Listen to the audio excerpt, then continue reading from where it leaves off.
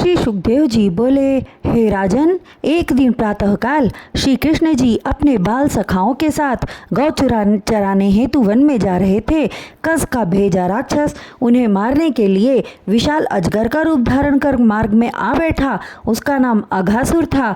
ग्वाल बालों ने उसे देखकर आश्चर्य किया। उसके नीचे का होंठ पृथ्वी पर और ऊपर का भाग आकाश को छू रहा था। ग्वाल बाल आपस में कहने लगे कि इतनी विशाल गुफा तो इसके पहले यहाँ न थी। तब कुछ एक ग्वाल बालों ने कहा, हो सकता है पर्वत की कोई शिला खसक गई हो और यहाँ पड़ी हो।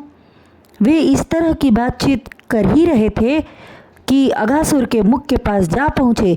तब उसने बड़े जोर से श्वास खींची, जिससे समस्त गाय बछड़े और ग्वाल बाल उसके मुख में समा गए। उस समय भगवान श्री कृष्ण और बलराम जी बाहर खड़े थे। जब उन्होंने देखा कि समस्त ग्वाल बाल एवं गाय बछड़े अजगर के मुख में समा गए हैं, तब वे स्वयं उसके मुख में चले गए।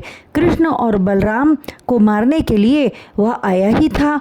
उनके मुख में प्रवेश करते ही प्रसन्न होकर अघासुर ने अपने जबड़ों को बंद कर लिया और विचार करने लगा कि आज पुतना, वत्सासुर, बकासुर आदि का बदला पूरा हो जाएगा। महाराज कंस भी मुझ पर प्रसन्न होंगे।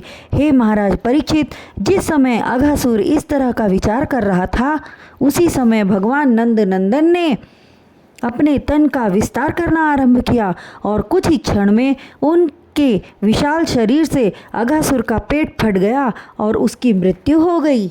अजगर के शरीर से एक ज्योतिपुंज निकलकर भगवान श्री कृष्ण जी के चरणों में समा गई।